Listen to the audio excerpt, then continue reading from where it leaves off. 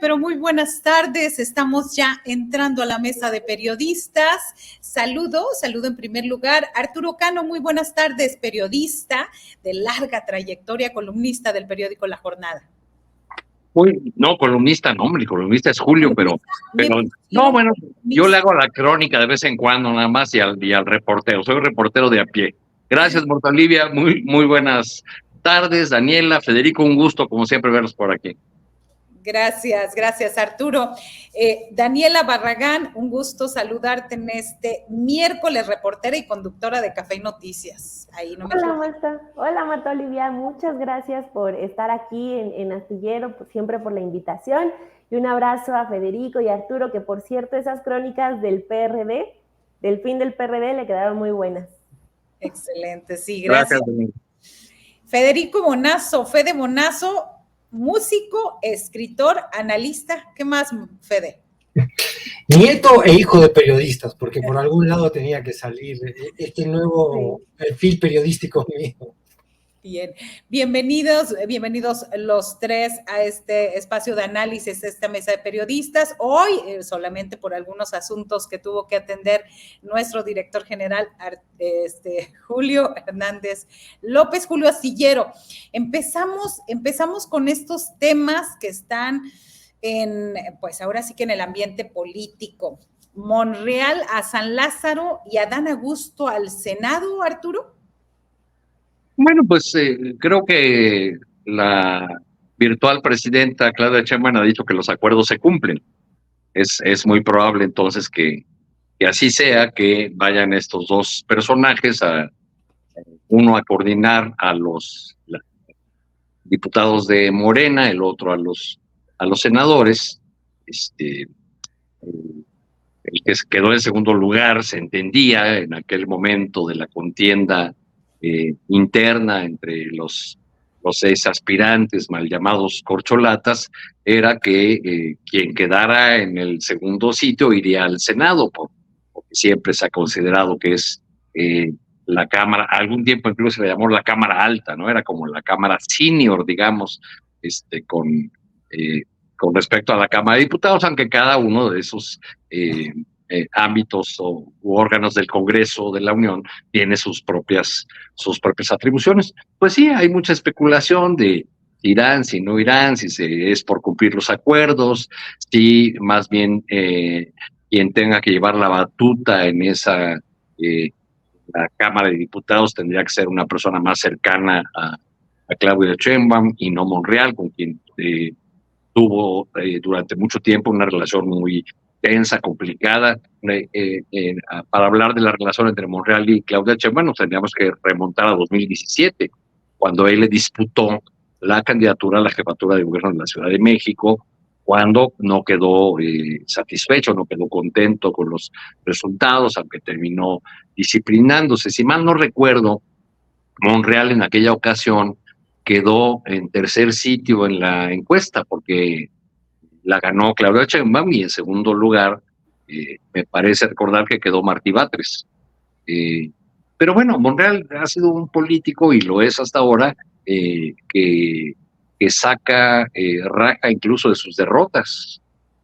No les fue muy bien en términos electorales en Zacatecas, que es su feudo político, donde otras expresiones que no tengan que ver con el monrealismo están ahí arrinconadas, porque hay prácticamente un gobierno familiar. Está el gobernador, el alcalde de Fresnillo, vinculada también familiarmente la delegada de los programas federales. Vamos, es un catecazgo donde pues la votación no fue especialmente relevante para Claudia Sheinbaum, además de que electoralmente es un estado muy poco significativo.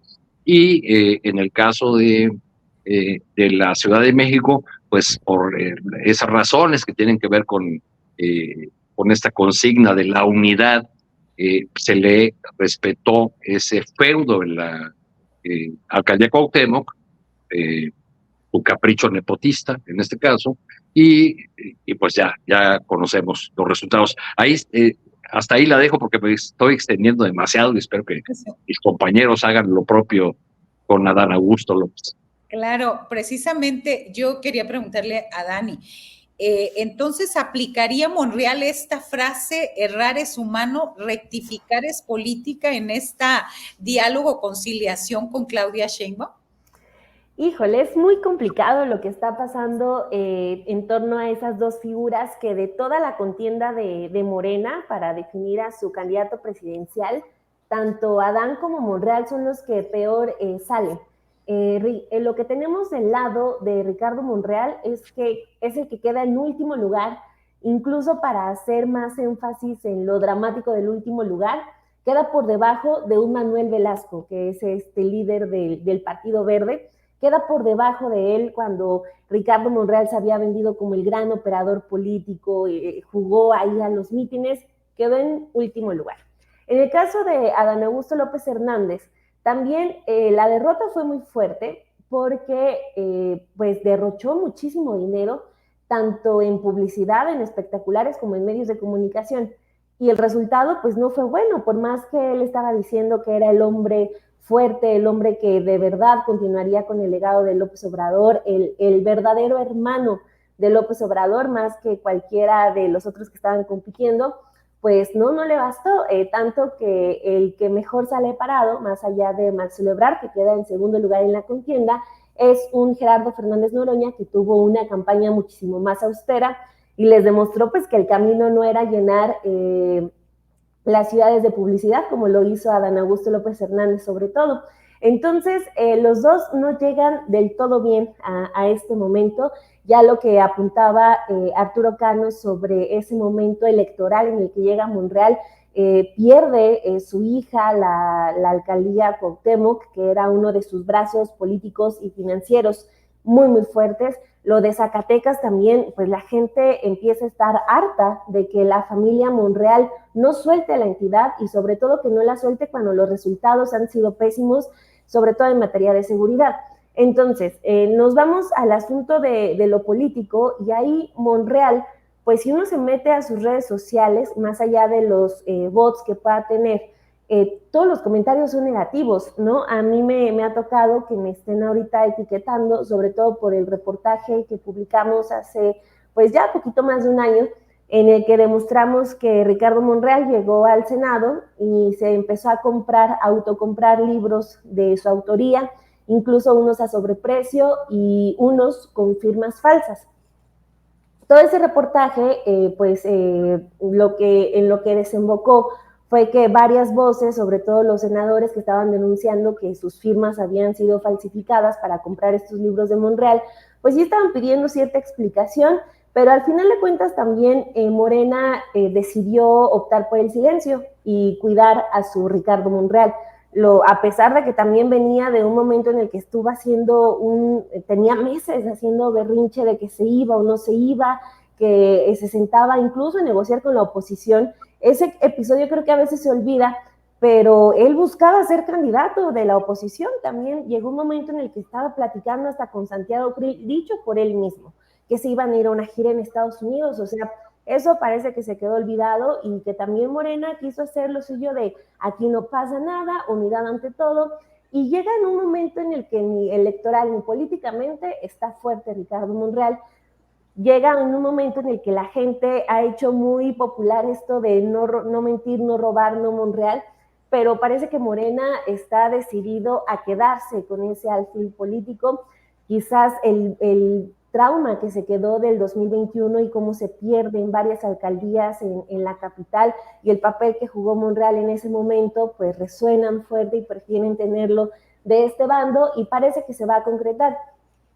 También lo que vimos en estos últimos días fue que algunos miembros de los equipos tanto de Monreal como de Marcelo Ebrard estaban firmando cartas para pedirle a Claudia Sheinbaum que se cumplieran los acuerdos para que Monreal fuera el coordinador de los diputados, que es el mismo cargo que tuvo en el Senado. Y eso, pues sí, va a ser muy lógico que se cumplan los acuerdos, que Claudia Sheinbaum, según una nota que se publica hoy en el periódico El País, dice que ya a puerta cerrada, que sí les confirmó que Adán va para diputados que Adán va para el Senado y que Ricardo Monreal va para diputados, pero pues ojalá que le salga muy bien la jugada. La gente está con los ojos puestos encima en los congresos, en las dos cámaras, entonces también parece que se quiere olvidar que la primera parte de la administración de López Obrador no tenía en la oposición esto llamado de la huelga legislativa, que ya es esta estrategia para decirle no a cada una de las reformas que salían del Ejecutivo. Durante ese primer periodo se pudieron negociar algunas cosas, pero también en lo que jugó en contra del propio Morena y de las propias reformas de López Obrador fue que Monreal estaba en lo suyo. Entonces, si nos vamos por los resultados y por las señales que ha mandado de tener ciertas convicciones Ricardo Monreal, no tendría ni una sola razón para repetir ahora con el mismo cargo en diputados, pero Morena, como decía hace un momento, va a optar por cuidar a su Ricardo Monreal y parece que en los siguientes días vamos a estar confirmando esta noticia de que va a repetir, pero pues ojalá ahora sí se ponga las pilas, sobre todo porque la gente no lo está tolerando demasiado, la gente le está pidiendo más explicaciones y sobre todo ya el mantener a esta figura le está costando políticamente también a Morena. Pero bueno, a ver que ojalá la apuesta le salga, pero pues quizá llegará un momento en el que ya no será viable sostener a Ricardo Monreal y a todo el clan Monreal, pero vamos a ver cuándo es ese momento. Claro. Fede Bonazo, no mentir, no robar, no Monreal. ¿Podrá, como lo decía Dani, podrá la doctora Claudia Sheinbaum equilibrar esta situación o enfrentar este personaje? Ahora mismo en los comentarios que veo aquí en el chat, o sea, no he visto uno solo a favor, y se soltaron a medida, escucharon Monreal y se soltaron, veía la lista y la lista variaba. ¿Qué hacer ahí al respecto? Lo que dice Dani, ya es inevitable la llegada de Monreal. ¿Qué tiene que hacer Monreal para quitarse también el sello del 2021, donde dice que hubo una mano de Monreal por ahí en varias partes, incluida la alcaldía Cuauhtémoc? Estamos en tiempos muy interesantes de politización de la ciudadanía. Hay un nivel de discusión como yo no había atestiguado nunca en esta sociedad. La gente está muy enterada de lo que representan los políticos, de lo que han hecho los políticos y también, por supuesto, la gente está influida por las narrativas en pugna. Hay una narrativa muy poderosa que viene de la mañanera, desde luego, que ha denunciado una serie de movidas, incluso adentro del mismo fuero morenista, que ha dejado muy descolocado a Monreal, que estuvo a punto, muchos apostaban si se iba o no de Morena, como uno de sus adláteres, Gibran Ramírez, que se terminó yendo a Movimiento Ciudadano. Es decir, el grupo monrealista jugó y especuló demasiado con salir, entrar, quedarse, y como un político de buen olfato, no se le puede negar que tiene cierta capacidad política, aunque él mismo lo ha puesto también en duda muchas veces, dijo, me quedo con el bando ganador. La ciudadanía esto lo sabe, esto lo olfatea, esto lo entiende, y hay, como estamos viendo en los comentarios de este chat exactamente, un rechazo generalizado a la figura de Monreal. A mí me recuerda mucho Monreal, y por qué no a Adán Augusto también. No sé si nuestra audiencia se acuerda de esta película de Inglourious Basterds con Brad Pitt, que hablaba de cómo toda causa, en este caso la causa era la guerra contra el nazismo, la Segunda Guerra Mundial, necesita siempre de operadores que cumplan con tareas a veces sucias, en el sentido de que ciertas negociaciones o ciertos intercambios en el mercado del poder son inevitables justamente al ejercicio de ese mismo poder. Y muchos políticos tienen a sus operadores. Adán Augusto y Monreal evidentemente han sido operadores políticos que durante mucho tiempo le han servido a causa de la 4T, pero que hoy en el gran desprestigio que tiene Monreal, sobre todo, y lo vimos aquí en la Ciudad de México, con lo que resultó el fiasco de la candidatura de su hija. Hay una ciudadanía que entiende muy bien lo que representa políticamente, o en todo caso que ha decidido colocar sobre él una serie de dudas más que pertinentes, diría yo.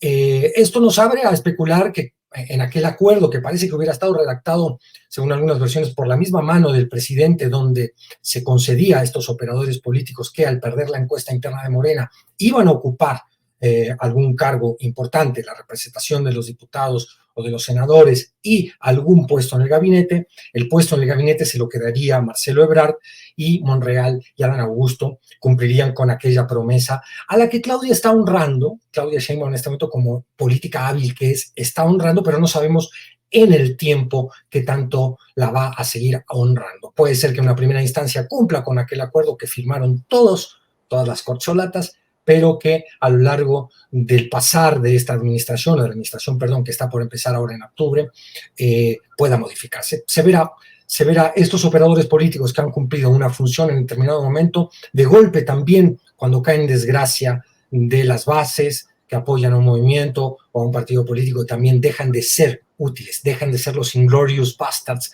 que alguna vez fueron. Así es, este tema. No sé si alguien más quiera ahora sí agregar brevemente algo, Arturo, pero el micro. Ahí está. Perdón, sí me oyen bien porque estoy en un lado donde habitualmente no transmito y no sé si incluso el audio está bien, ¿sí? Bueno, recordé que cuando estaba haciendo una serie de entrevistas con Claudia Sheinbaum para el libro que terminé publicando con su biografía, platicamos del tema de Monreal, en general de las corcholatas, pero de Monreal en particular, porque entre una entrevista y otra, ella había sido invitada por Ricardo Monreal al Senado, había acudido y después lo había recibido en su oficina. Esta parte no salió en el libro porque había urgencia, porque no se redondeaba la historia, pero le pregunté yo a ella, bueno, ¿va a ser unidad a toda costa? Y dijo, no, a toda costa no. Sobre la base de acuerdos, de principios, y le pregunté qué había platicado con Monreal cuando estuvo en su oficina, ahí en el Palacio del Ayuntamiento. Me dijo que ella le había planteado a Ricardo Monreal que él se había alejado de las bases de Morena y que era su responsabilidad política reconciliarse con las bases de Morena, reacercarse, porque con este juego de haberse alejado, pues había quien lo consideraba fuera. Entonces yo creo que hay en el triunfo y en este triunfo arrollador que obtuvo Morena con sus aliados, pues hay una situación muy distinta. ¿Qué se va a tener que cuidar en la Cámara de Diputados y de Senadores? Pienso yo que en primer lugar, que no se repitan procesos descuidados desde el punto de vista de la técnica legislativa que llevaron a algunos fracasos o tropiezos de las iniciativas de la 4T y que son asuntos que se podrían cuidar más escrupulosamente, sobre todo con la mayoría que tienen ahora. Había coordinadores de los diputados o los senadores que estaban más preocupados de su futuro político que de sacar adelante las iniciativas que eran prioridad del presidente. Entonces creo que ahora, con esta mayoría, pues ¿cuál va a ser la utilidad de Monreal, que se presenta como un negociador con la oposición? Si hay una mayoría indiscutible.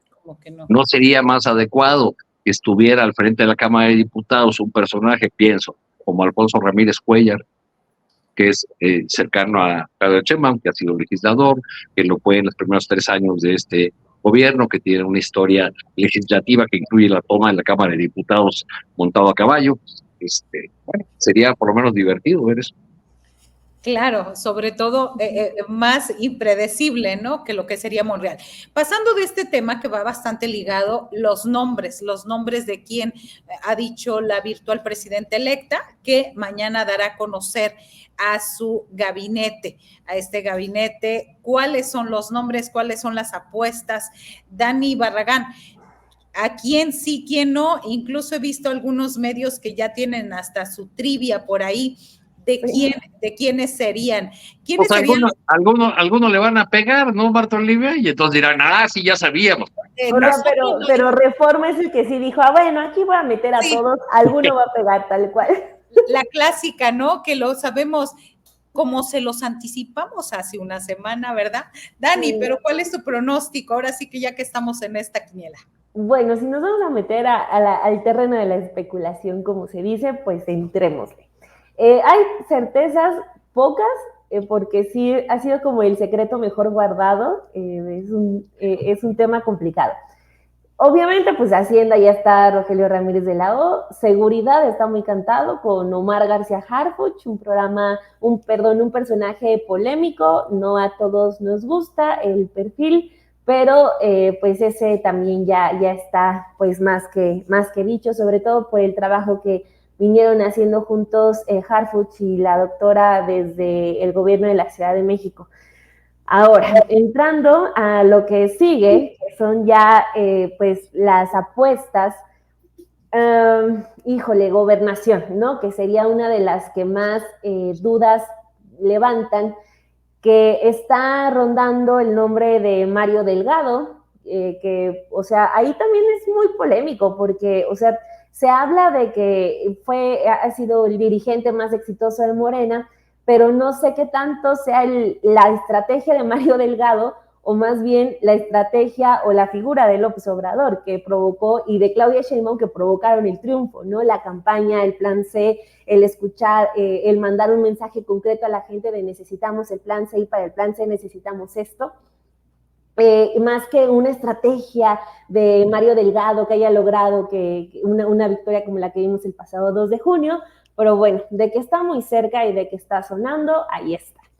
También Juan Ramón de la Fuente, que ya lejos de estar en esos cargos de la ONU, de aliado en el extranjero, no sé, ese tipo de puestos, ahora sí suena como quizás posible secretario de Gobernación o como secretario de Relaciones Exteriores, porque también está el otro factor que sería Marcelo Ebrard, que sorprendió un poco que ayer diera una reunión en el World Trade Center que dijera que a él ni siquiera lo habían invitado todavía para lo del gabinete, lo cual pues sí es muy curioso que una figura como la de Marcelo, 2 días antes de que se presente el equipo, pues diga que a él no lo han invitado, lo cual me recuerda a que quizás sigue un poco esta enemistad que provino del no me voy a someter a esa señora. Entonces ahí también hay mucha duda sobre qué pasa con la figura de Marcelo. Hace rato estábamos hablando de lo que fueron las llamadas corcholatas, entonces también me genera dudas qué va a pasar con Gerardo Fernández Noroña, ya que en teoría a él, por haber quedado en tercer lugar, le tocaría la coordinación del Senado o de diputados, de acuerdo con las reglas del inicio, pero según esto ya le tocan a Adán y a Ricardo Monreal. Entonces estaríamos viendo que quizás Noroña estaría en el gabinete. No me lo imagino en qué puesto, no me imagino, no me atrevo, pero pues ya se avecina para que Noroña esté en el anuncio de mañana. Reforma se avienta, siento yo que se vuela mucho con esta apuesta de que Alfredo del Mazo estaría en la Secretaría de Comunicaciones y Transportes. Yo veo más a Andrés Layuz, que también, al igual que en el caso de Omar García Harfuch, ya vino trabajando con Claudia Sheinbaum y demostró ser un perfil extremadamente técnico y funcional, que creo que es parte de lo que vamos a escuchar el día de mañana y también de lo que esperaría además personalmente, que la doctora presente un gabinete más técnico que político, ¿no? Porque lo que se necesita también es dar y demostrar que se pueden dar resultados, que la izquierda es más allá del proyecto de López Obrador y de la figura de López Obrador, que la izquierda sabe hacer las cosas distintas, que una mujer de izquierda sabe hacer las cosas distintas. Entonces ojalá tengamos ese gabinete más técnico que político el día de mañana. Pues también está sonando, siguiendo con lo de las quinielas, a ver de cuál me acuerdo, de pues Javier Corral, que también están señalando que ya es un hecho que ocupe un cargo, se dice que puede estar en la Secretaría de la Función Pública, es otro personaje polémico. Otro de los que han sonado quizá sea Ernestina Godoy para la Consejería Jurídica. O sea, es, como decía al principio, el secreto mejor guardado, que, o sea, nos está metiendo en aprietos a los periodistas que queremos información y datos previos, pero pues ya, más tarde que mañana vamos a saber esto. No sé ustedes cuáles sean sus apuestas. Fede Bonazo, ¿cuál es tu pronóstico de estos, además de los que ya dijo Dani? Pero, a ver, voy a meter mi cuchara. Mario Delgado en el gabinete, me parece que es como yo creo que la lista negra, ¿no? Junto con Monreal, pero bueno, no, ¿cuál es tu opinión al respecto? Siempre uno está en la disyuntiva en manifestarle a la audiencia lo que cree o lo que quiere que suceda. Yo me atrevo a tirarles una apuesta aquí. Yo sí creo que Delgado va a estar en el gabinete. Intuyo que es un personaje que tiene una enorme, no intuyo, es evidente que tiene una enorme ambición política y ha jugado un papel sin duda protagónico dentro de Morena. Me lo huelo, es un olfato que tengo. Lo que yo quisiera, espero que no entrará. Ese comentario tuyo, Fede, huele a pastel de cumpleaños. ¿Por qué? Le tuvo un pastel de cumpleaños Claudia Sheinbaum a Mario Delgado, es cierto, en lo cual que es un dato para los buscadores de señales, pues ahí, ¿no? Está muy bien. Yo, en la política, estas señales son muy importantes, los símbolos son muy importantes. Hay un tema que a mí me interesa, que mencionaba, digo, todo esto es interesante en cuanto a lo especulativo, pero concretamente el de seguridad. Harfush, no creo, no me parecería a mí que vaya a aceptar Harfush ir a ese puesto si va a ser solamente un secretario, pero no de Estado, sino un secretario que tome notas del poder real que tendría la seguridad en este país si la Guardia Nacional pasa a la Sedena. Esa reforma está pendiente. Creo que Claudia ha manifestado su deseo de posponer esa discusión. Imagino que en el deseo de posponer esa discusión también está la especulación con un personaje de la fuerza mediática que ha adquirido después de una muy buena gestión en seguridad en la Ciudad de México, como García Harfuch.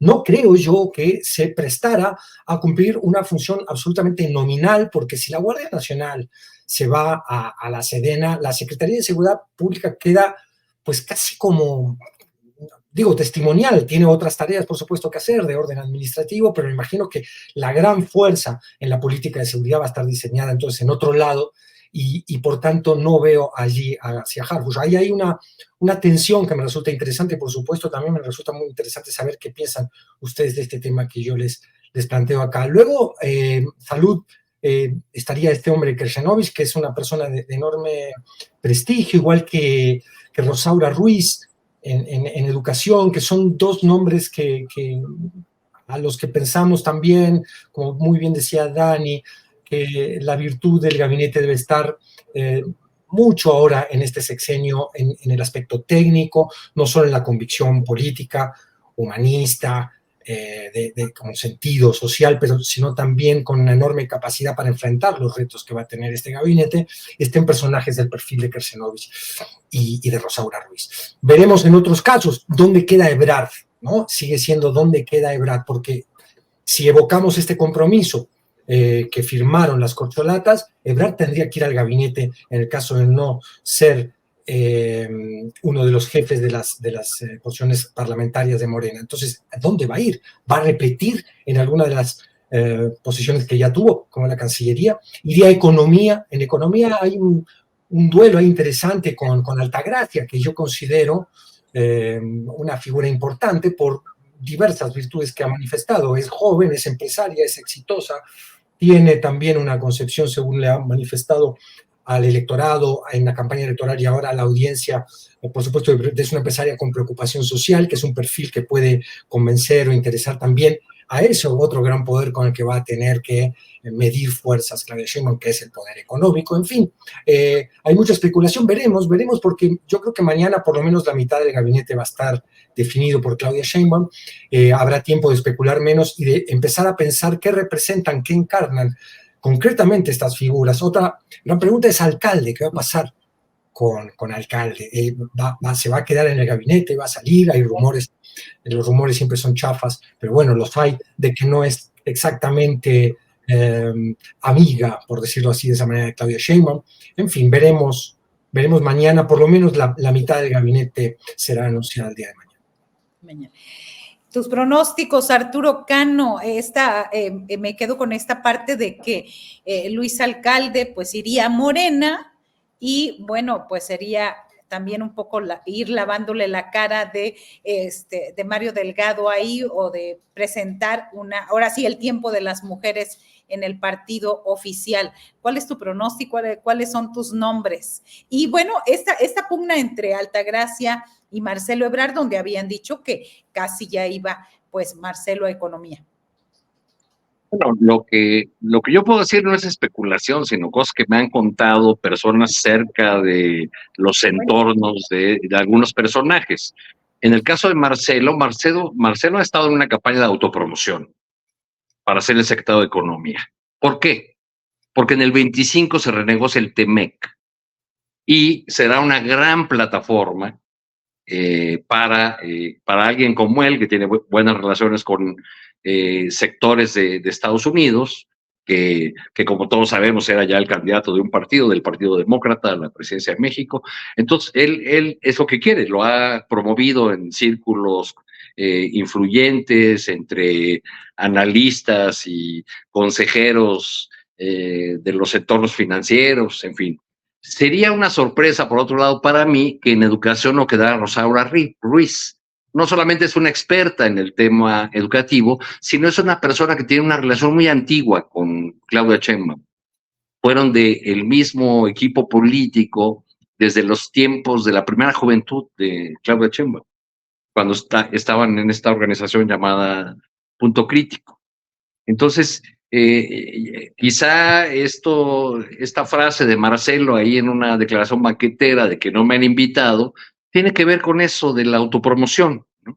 Que seguramente ha llegado a los oídos del primer círculo o incluso de la misma virtual presidenta electa. Yo creo que lo interesante pues es que Claudia Sheinbaum tiene mucha tela de donde cortar por la cantidad de nombres que vemos circulando, y que hay más nerviosismo al parecer en el bando opositor por qué nombres aparezcan ahí, porque se les haría más fácil, o quizá les resultó más fácil con Andrés Manuel decir, claro, pues cero capacidad, no hay talento, pura lealtad, no sé qué. Y cuando ven perfiles como los que está presentando Claudia Sheinbaum, como los que tuvo en su equipo de campaña y en estos equipos que coordinaron los diálogos, pues ahí como que no se les facilita tanto la crítica, ¿no? O esa crítica facilona. Desde mi punto de vista, la cualidad de un secretario de Estado, eso sí, dicho sea de paso,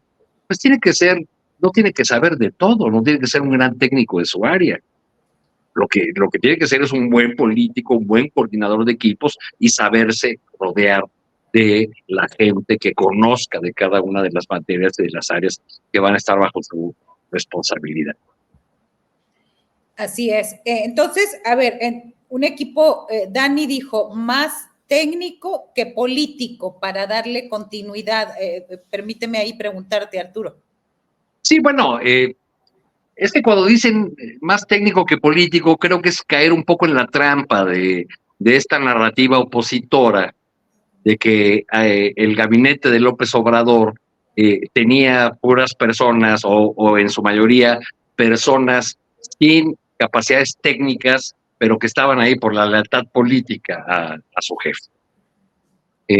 Y digo que es una trampa porque tuvimos muchos gabinetes llenos de personas que tenían largos historiales académicos y venían con títulos de muchos lugares, y que a la hora de ocupar sus cargos pues fueron malísimos funcionarios públicos y diseñaron políticas que nos metieron en un desastre en muchas de las áreas, ¿no? Entonces creo que es entrar un poco en la trampa de los tecnócratas, discutirlo en esos términos. Creo que además en las personas que han rodeado a Claudia Sheinbaum, al menos en esta fase de la campaña, pues vemos muchos personajes que reúnen las dos características. Por ejemplo, Altagracia Gómez, esta empresaria que mencionaba Federico, fue una sorpresa para muchos porque no solamente es talentosa desde el punto de vista técnico, sino que resultó muy buena para la discusión política, ¿no? O sea, nada más hay que recordar la bailada que le puso alguna vez a Enrique de la Madrid, al Junior, ¿no? Sí. Entonces creo que tiene muchos personajes que reúnen ambas características. Dani, por casi alusión, ¿quieres contar? Adelante. No, sí, por ejemplo, de lo que mencionaba Arturo del gabinete de López Obrador, pues resultó también que los perfiles técnicos que mencionó fueron buenas sorpresas, y sobre todo a eso quiero añadir que son ciertas características, o sea, de personajes que están más ubicados en lo suyo que en las cuestiones politiqueras. Por ejemplo, un caso, Roman Meyer en Sedato, ¿no? Que es un personaje que no ha gastado, de acuerdo con la última revisión que hice en función pública, no ha gastado ni un solo peso en publicidad oficial, a diferencia de cómo venía gastando Sedato en administraciones anteriores, que estuvo Murillo Karam, que estuvo en esa oficina también Rosario Robles, estaban gastando muchísimo. Román Meyer no gastó ni un solo peso en promoción y estuvo haciendo lo suyo, solicitando entrevistas a medios de comunicación para dar a conocer sus asuntos, pero muy enfocado en lo que él tenía que hacer, y me parece dio resultados. Sumaría, por ejemplo, también ahí a Alejandra Frausto, ¿no? Que a pesar de que, por ejemplo, Reforma hubo un momento en el que sí traía como un asunto de seguimiento político con ella, pues también como que me dedico a esto y creo que también es una mujer que puede dar resultados. Incluso meto en ese mismo grupo a Zoe Robledo, que entra en esa definición que daba Arturo de que ser técnico no tiene por qué descartar que sea buen político, y creo que también ahí entra bien Zoe, que en un momento toma la decisión de no ir por la candidatura a la gobernatura de Chiapas cuando perfectamente pudo haber ido y pudo haber ganado, ¿no? Entonces, pues resulta que se queda en el IMSS, es uno de los nombres que suenan como para incluso repetir en la siguiente administración. Entonces, iba por ahí el comentario, ¿no? De personas que no necesariamente sean las más conocidas, las más reconocidas, sino que estén pues ahí para dar resultados. Por ejemplo, ya mencionaba también a Andrés Layuz, que parece va a estar con Claudia Sheinbaum también acá, a José Merino, que es el que llevó la agencia digital, que también ya hoy Claudia lo anuncia con el Consejo Coordinador Empresarial, que va ya a empezar con la agencia digital, pero a nivel nacional. Entonces, iba por ahí el comentario. Creo que tenemos buenos casos, pero claro que también comparto lo que dice Arturo, ¿no? No es un asunto de que nos presenten los currículums y y los estudios en el extranjero, o sea, ya no estamos para eso, sino de que prefiero yo en lo personal, entrando en estas especulaciones, políticos más de un bajo perfil que un Monreal con Mario Delgado, ¿no? Bien. Fede, no sé si quisieras que ya abordáramos el tercer tema, porque ya se nos viene el tiempo, pero todavía tenemos ahí espacio. ¿Quisieras puntualizar algo ahí? No, la verdad que estoy de acuerdo tanto con Arturo como con Dani. Yo en mi intervención también hablé de que un secretario de Estado tiene que tener, antes que cualquier otra cosa, un sentido de justicia social si dice pertenecer a un movimiento cuya principal bandera es esa. Yo creo que esa sensibilidad tendría que ser uno de los primeros elementos a la hora de elegir, de juzgar a los que van a ocupar las secretarías, pero sí me atrevo a tener la ilusión como científico que alguna vez un poco fui en la misma facultad de ciencias que Claudia Sheinbaum y que Rosaura, el sentido, con técnico no me refiero a los tecnócratas neoliberales, pero sí a que hay una serie de desafíos que van a necesitar dar peleas no solo en el ámbito narrativo, comunicacional, como hemos visto mucho en este sexenio, sin estar negando con esto los grandes avances que ha habido en este sexenio, que también pueden ser técnicos. O sea, quiero decir, ha habido una visión de la economía que ha desterrado una serie de dogmas neoliberales que son un logro técnico, sin duda, también, de parte de este gobierno. Pero bueno, me refería a que me hace particular ilusión ver que la perspectiva científica, que parte de tener un diagnóstico valiente de la realidad que se necesita o se dice querer transformar, es un elemento fundamental y que yo creo que introducirla en el campo de la política es virtuoso y no negativo, sin caer, por supuesto, como muy bien nos propone el querido Arturo, en las trampas de los tecnócratas y de que el currículum pesa más que otro tipo de valores, sobre todo el de la conciencia social. No, nada más eso quería decir. Adelante con el tema. Y precisamente por allá vamos a otro tema, pero de una vez seguimos aquí contigo. La DEA ha dicho, ha alertado, entre comillas, que el narco puede promover ministros.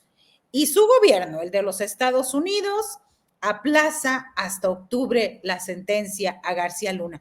¿Cuál es el mensaje que está mandando a México, Estados Unidos en concreto en esta situación? Yo creo, sin ser experto en el tema de la DEA, el narco, etcétera, que en Estados Unidos coexisten lo que se llama varios elementos o estructuras del criptoestado, es decir, son subramas del Estado que de alguna manera actúan con una independencia suficiente como para eludir a veces el poder, la mano o el control de, por ejemplo, el poder ejecutivo o el legislativo. La DEA es un organismo de ese estilo, igual que la CIA, que tiene agenda propia, tiene calendarios propios, tiene presupuestos propios. Muchas veces tenemos una idealización del diseño institucional de nuestro vecino del norte y llegamos a pensar, por ejemplo, que allá es imposible que un organismo del Estado, de esa democracia que tantos comentócratas en nuestro país adoran como modélica y se ocupan tantísimo de ella, no es posible, por ejemplo, que la DEA monte pruebas. Y la evidencia, la historia nos comprueba que la DEA es una experta en montar pruebas. Por ejemplo, sus intentos de sobornar a algunos exmilitantes del PRD para inculpar al presidente López Obrador de algún tipo de contubernio directo entre él y el narcotráfico en la campaña del 2006. La DEA tiene una agenda y tiene un sistema de propaganda que ha sido desarmado en gran medida en este sexenio. No es que en este sexenio hayamos visto una respuesta soberanista en todos los ámbitos como hubiéramos querido. Por ejemplo, en el migratorio no vimos ahí una respuesta soberanista como nos hubiera gustado ver ante las amenazas y extorsiones de Trump, pero sí lo hemos visto con el tema de la DEA. Y esa resistencia y el haber quitado muchísima potencia de maniobra en el territorio mexicano a la DEA, cosa que ha hecho López Obrador, de cambiar esa relación de manera muy drástica, ha producido un encono evidente con este organismo de los Estados Unidos que no ha escatimado en golpear al presidente, en participar de la misma campaña de la cual, en la cual se sumó la oposición en determinado momento, ¿no? Esta de narcopresidente. Entonces, bueno, la DEA cumple con esa función. López Obrador les contesta hoy en la mañanera, yo no me meto con el tema de García Luna, ¿no? Que hemos visto que ahora la defensa de García Luna ha logrado que se postergue hasta octubre lo que se tenía que resolver este 24 de junio, alegando cosas tremendas, por ejemplo, que quieren hacer de nuevo el juicio porque habría pruebas exculpatorias de García Luna. En fin, ahí vemos una pelea entre lo que ha sido el Ejecutivo mexicano, entre López Obrador y algunos organismos de los Estados Unidos. Episodios que nos seguirán hasta el final de este sexenio dando de qué decir. Vemos también lo que ha ocurrido ahora con los inspectores agrícolas, que es otra de las pugnas institucionales entre nuestros dos países. Estos inspectores que han sido amenazados en Michoacán y entonces eso ha generado la suspensión de la importación del aguacate. Son también elementos de forcejeo político y de forcejeo económico entre los dos países, ¿no? Vamos a ver qué sucede en este caso. Lo de García Luna está interesante, por lo menos se pospone hasta octubre y hay que ver qué tanta cabida tienen los argumentos de la defensa en contra de una fiscalía que, lo sabemos, ha pedido en el distrito este de Nueva York, va por la cadena perpetua para este hombre ya culpado, o sea, no sentenciado, pero sí culpado por 4 delitos relacionados con corrupción y narcotráfico. Así es. Arturo Cano, a ver, la DEA está hablando que se pueden involucrar a ministros que defienden al narco. Y hoy la secretaria de Seguridad y Protección Ciudadana, Rosa Isela Rodríguez, ella habla de un juez que liberó al hijo del Marro, que a la vez es el líder del cártel Santa Rosa de Lima. Que alguien nos explique. ¿Y qué nos garantiza que los jueces que sean electos no van a caer en los mismos vicios? Sí, claro. O sea, creo que hay una discusión que tiene que ver con este debate tan fuerte sobre si se debe elegir a los ministros, magistrados y jueces. Pero en muchas elecciones en nuestro país tenemos sobradas evidencias de la intervención del crimen para favorecer a unas u otras candidaturas. Entonces, la elección que se propone para el ámbito judicial, pues no va a estar exenta tampoco de esos riesgos. ¿Qué nos queda como sociedad, como medios de comunicación, como partidos? Pues hacer un escrutinio. O sea, si ese va a ser la vía, revisar con lupa al derecho y al revés, sacudirlos, voltearlos, volverlos a mirar a las personas que sean candidatas, ¿no? O sea, que diga eso la DEA, bueno, pues es parte de su narrativa y de su afán de entrometerse en los asuntos mexicanos. Esa es una larga historia, y cuando uno escucha en programas como Atypical o estos foros, ay, la DEA ya alertó, bueno, también es un discursito que ha visto demasiadas series de Netflix donde la DEA es el héroe incorruptible y bla, bla, bla, ¿no? O películas por el estilo. Creo que todos sabemos que eso es mentira, que la guerra contra el narcotráfico es un absurdo que solamente, un instrumento que solamente sirve para intervenir para que Estados Unidos siga interviniendo en asuntos de otros países, y que además, pues es una guerra absolutamente perdida. Pero creo que digamos, este reflejo soberanista que tenemos no debe tampoco llevarnos a la ingenuidad de decir que no existe esa posibilidad de que quieran meter manos el crimen organizado. Otra cosa es que se les dé, pero de que habrá ese interés, yo creo que lo habrá. Claro. Dani, puntualizaciones al respecto de este tema y luego nos vamos con el postrecito, pero primero te toca puntualizar. Sí, rápidamente, lo de la DEA también es ya meramente un asunto político, ya saben, porque lo han hecho en distintos momentos, ya saben cuál va a ser la respuesta de López Obrador, la cual me parece correcta, ¿no? Ya no estamos en un punto en el que la DEA o Estados Unidos nos dicen algo y uno agacha la cabeza y lo hace, sino que pues uno más bien lo que dice lo enfrenta y dice, ¿por qué están comentando esto?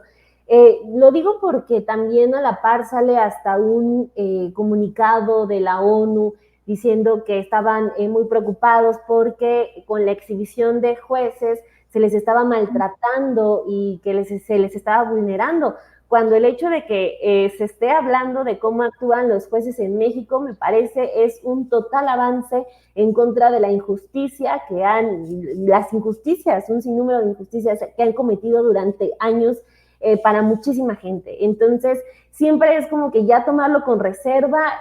La DEA no está actuando con un asunto de seguridad plena, ni motivados por asuntos de seguridad en primer término, sino que al menos ya con López Obrador son un actor meramente político, y por lo tanto pues también hay que tomar así las cosas, o los consejitos que puedan emitir. También pues siempre con toda la cautela, y creo que el presidente lo ha hecho muy bien cuando está también todo este conflicto con lo del aguacate y el mango, pero pues sí, o sea, también como ponerles el alto de que no lo que digan va a ser una ley en automático aquí en México.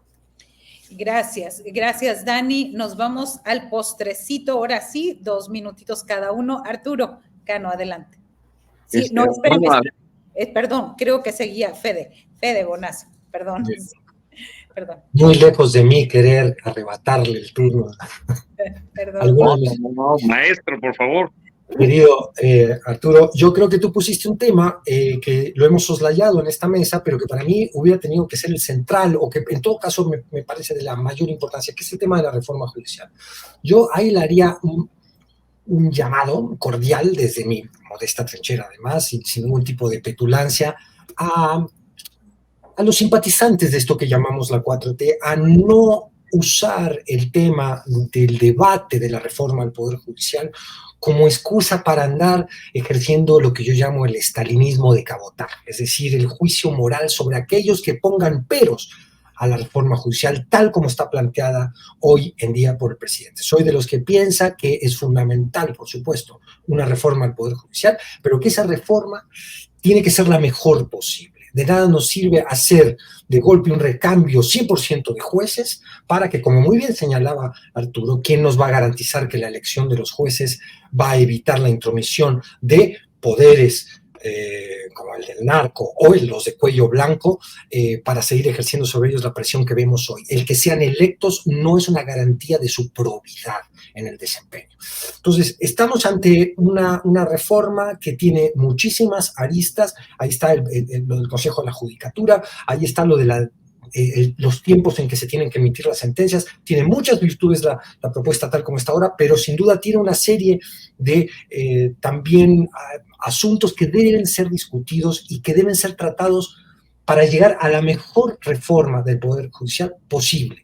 Y esto, invito yo, con lo primero que decía, a que no se convierta en una excusa para andar tildando de traidores a los que dicen que esta reforma tiene que ser revisada y a los que abonan a la idea de que quizás la prisa en aprobarla en septiembre puede ser contraproducente con el mismo objetivo de esa reforma al Poder Judicial. Y justo eso, Arturo, también para preguntarte, a lo mejor no quería ser tu postrecito, pero hay quienes dicen que ahora, para desestimar esta reforma, señalan que ahora se tendrían que ser amigos de los diputados, amigos del presidente, amigos de amigos y todo lo demás. ¿Cuál sería el avance entre cómo está ahorita el Poder Judicial y esta reforma? Pues hay miles de preguntas respecto de la propuesta de reforma judicial. Una de ellas no solamente es la posibilidad de que intervenga el crimen organizado, lo que conocemos como los cárteles o el narco, como le quieran llamar, sino también los poderes económicos muy fuertes, los poderes fácticos, por ejemplo, ¿no? O sea, ¿quién impediría que el sindicato petrolero, que tiene mucho dinero, quiera poner unos jueces en Veracruz, en el sur de Veracruz? O que Salinas Pliego se le ocurra a través de su televisora apoyar candidatos. Entonces, bueno, ¿cuáles van a ser los filtros, no, para esas cosas? Pero me salgo del tema porque quería plantear este postrecito, a ver si me da tiempo. Es un asunto delicado que ya tocaba Fede Bonazo. El tema de la migración, donde el piso quedó a deber y esperamos que el segundo piso tenga más herramientas, más armas para atenderlo. Mañana se celebra el Día Mundial de los Refugiados y se celebrará en México con la triste paradoja de que desde el día 27 de mayo está cerrada la oficina de la Comisión Mexicana de Ayuda a Refugiados en la Ciudad de México. Como ustedes recordarán, es una vieja polémica, ¿no? Que los vecinos de La Juárez protestan, la Secretaría de Gobernación anuncia el cambio de sede a la colonia Anzures, en la Anzures aprovecha el viaje el panista Mauricio Tabe, entonces en campaña, porque se toma además la decisión de la mudanza unas semanas antes de las elecciones, en el peor momento, y Tabe echa a andar a los vecinos o se monta en su movimiento, bloquean la mudanza, se impide. Y entonces, mañana que celebramos el Día Mundial de los Refugiados, también celebramos 3 semanas o más de que ningún refugiado que está en la Ciudad de México puede presentar una solicitud de asilo y de refugio. Esto, cuando hace poco se conmemoró con bombo y platillo al exilio español, cosa que está muy bien, pero tenemos que conmemorar también las actitudes de nuestro gobierno, sobre todo siendo y de nuestra sociedad entera, sobre todo siendo un país, como somos un país de migrantes, pues de esta atención. Urge que la Comar tenga una sede, que se les atienda. Además, por otro lado, muy importante, la gente que estaba en la Plaza Giordano Bruno no tenía trámite en la Comar. Son puntos de reunión que los migrantes, porque hay inercias, porque les van pasando de voz en voz por dónde se pueden quedar en la ciudad, y así como estaban en la plaza de la Colonia Juárez, estaban en la Vallejo, en las inmediaciones de la Central del Norte, o cerca donde estuvo un albergue en Tláhuac, o por el rumbo de la Merced. Hace poco estuve en Tuxtla Gutiérrez. La Comar está en el centro de la ciudad de Tuxtla Gutiérrez, y muy lejos de ahí hay un campamento de migrantes. ¿Dónde? Afuera de la central camionera. O sea, se colocan en los puntos donde creen que pueden lograr avanzar en su viaje. Siendo. Es urgente que mañana que se conmemora el Día Mundial de los Refugiados, la Secretaría de Gobernación dé una respuesta, porque si ustedes se meten ahorita a las cuentas de redes sociales de la Comar, van a ver un mensaje que está fijo desde el 29 de mayo, que dice: hasta nuevo aviso habrá trámites para solicitar refugio en México. El colmo de los colmos. Postrecito, Dani. ¿Sí? Pues ya haciendo coraje con lo de Arturo. Pues sí, porque aparte se presume todo esto como ciudad santuario y todo, pues no, está la verdad muy alejado ese asunto con los migrantes. Y rápidamente el postrecito que quería ponerles en mesa es lo de Guanajuato, lo que se está dando a conocer, primero de que desde hace algunas semanas Carlos Zamarripa, quien es todavía el fiscal de Guanajuato, se aumentó 33% su pensión, él lo ordenó y él firmó y ya se lo aprobaron, pero lo que está dando a conocer a Arnoldo Cuellar, con periodista conocido de aquí de Astillero y de PopLab, que ya Diego Sinue, el actual gobernador, está proponiendo a la esposa del fiscal Zamarripa como magistrada del Tribunal de Justicia de Guanajuato. Entonces, pues no solamente ha sido la protección a este fiscal casi eterno, el aumento en la pensión, sino que ahora también ya la esposa propuesta por el actual gobernador para este cargo, que también ya sabemos, los magistrados gozan de muchos privilegios, y ya, pues una más de Sinue. Una más de Zamarripa. Fede Bonazo, levantaste la mano, creo. No. ¿No? Bueno, pues yo no me resta más que agradecerles hoy a nombre de Julio Astillero el estar aquí, bueno, haberme permitido estar en esta mesa. Es un gusto y un privilegio siempre saludarlos y estar aquí. Arturo Cano, muy buenas tardes. Muchas gracias por tu amable conducción, Marta Olivia. Saludos a Julio, saludos Daniela, Federico, que estén muy bien. Gracias a todas y todos quienes nos acompañaron. Fede Bonazo. Saludos a todos, qué bueno que dirigiste hoy la mesa. Marta Olivia, un gusto como siempre. Dani, muy buenas tardes. Gracias a ustedes, un saludo y gracias por todo, Marta Olivia. Nos vemos pronto. Claro que sí. Hasta pronto, hasta la próxima.